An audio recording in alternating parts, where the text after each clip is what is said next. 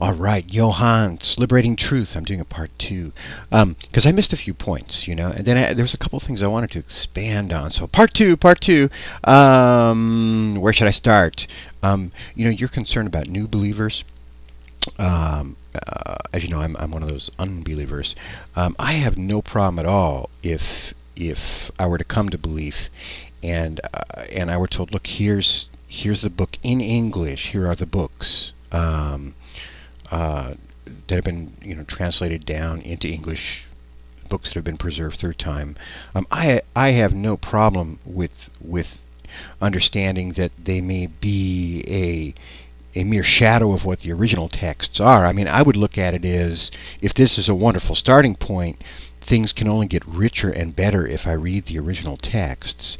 And I would have no problem at all if someone said, look, there may be a few errors in this. I mean, that's no problem. I don't need to believe that every translator was divinely inspired, I just don't need to believe that. I would have no problem thinking, well, I mean, I assumed there would be errors in it just because mankind has been involved, So to me, it wouldn't be a turnoff or something that would push me away. In fact, I would just have a curiosity to learn more and to read other translations and to go back especially to the original languages, and study the original text, because I would assume it would be much richer, Figurativeness, you had mentioned in one of your videos, I think you said in Exodus it's written that the original tablets that God gave to Moses, that he, God wrote them with his own finger. Now that's a powerful image, but it's, I think, metaphorical or figurative, I mean, otherwise we have to assume that God has fingers, right? So when that's translated into English, I mean, I assume that the Hebrew word is finger, and if that's been translated into finger, okay, but now, does that mean that God has a finger? I wouldn't think that. I mean, I would think that what makes it a powerful image is we really only use it's like writing in sand, really. I assume it's the index finger, too. I mean, I guess, does it say that he used his index finger, or maybe that he wrote it with I don't think he's using his small finger or his ring finger, right? I'm figuring that it's the index finger. But that's something I'm projecting onto it. Is it accurate to say that God used his finger? No, it's figurative, I think. So it's an accurate translation. It could be a perfect translation and still not be the literal truth, because we use words figuratively. And I know many people disagree with this point of view, but the other thing is, it may be indicative. Funny how the word indicative comes from index finger that we use to point. Using a finger also means pointing. So in a way, and I think in a lot of ways, language points to something that may be real or not. That our whole system of language that we use to communicate is also just a reference system.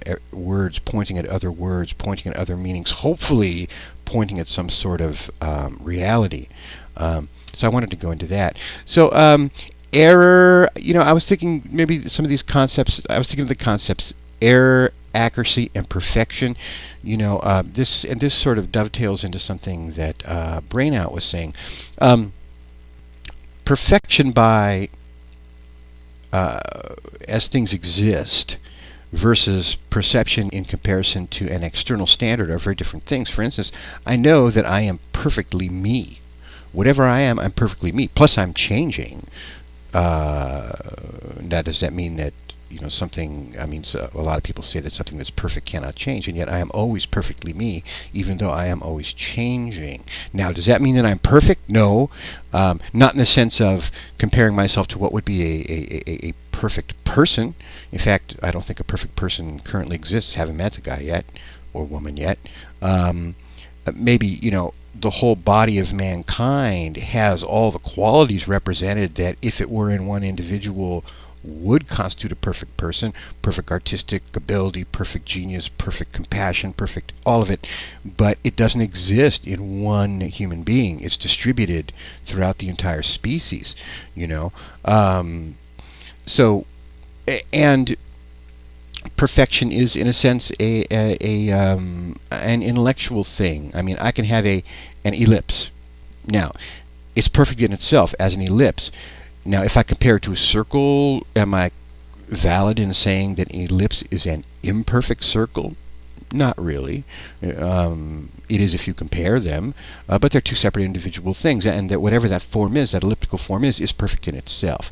But compared to the perfect circle, it's imperfect. But that's a false thing to say. Another thing, if I were up, let's say I went to the North Pole, and there was a group of people living there. They had never seen rain because up there everything is snow or some form of snow.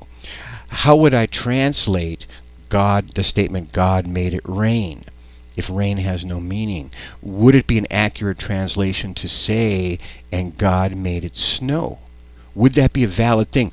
Or do I have to leave it literally, the words "God made it rain," and then explain to them that rain is a different form of snow, a liquid form of snow, and describe the properties? In that case, I would say, well, it's wonderful here when it's translated "God made it snow," but you really should read it in the original language and really study what rain is in that culture at that part of the earth. So what is a correct translation, and what is a valid variance from the exact wording? Sometimes, perhaps there are valid variances. God, I had some other thoughts, man. I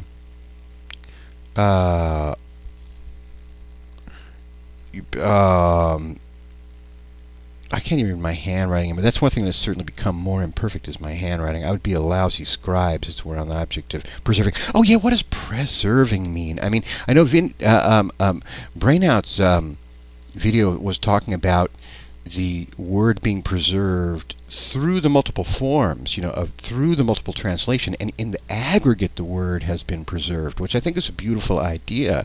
Because what do we mean when we say preservation? I mean, here I would really want to go back and look at the original Greek or Hebrew, wherever it occurred. I know very little about the scriptures. Because just the word preserve, I mean, what it means to us now is sort of to preserve something unchanged through time, kind of like we even call certain types of food preserves. But, I'm not sure it can also mean protect. It can also mean, I don't know, there are different ways to preserve things. If we think of it as protection, you can preserve some things by hiding them, by breaking them up into pieces and distributing them all over the place. You can preserve things by putting them in conditions where they do not change. And who knows what's possible? You can maybe preserve something by having it go through a cycle and go through a process of change and come right back to where it began. That would be a process of preservation through a process of change. So when we say that, when I think that a deity is going to preserve something, it doesn't necessarily mean to me that something would take one form and retain that form singularly and unchangingly. That would be just a form preserved locally through time and space. Now, when we talk about a meaning is a different thing, and there might be different ways to preserve it. I'm not sure, but anyway, just a different idea. What do we mean by preserve? It could have different meanings, I got this thing, talks about the circle, finger of God thing, accuracy.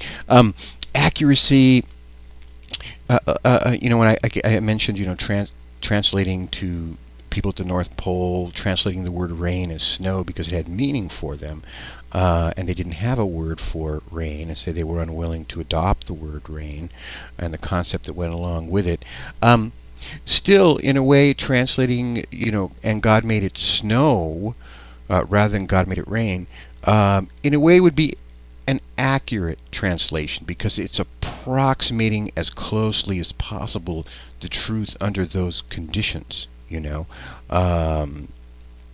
So I think the idea of accuracy, approximation to the truth, something can be accurate without being perfect. I don't know if we can achieve perfection in language, especially given that language always seems to be changing.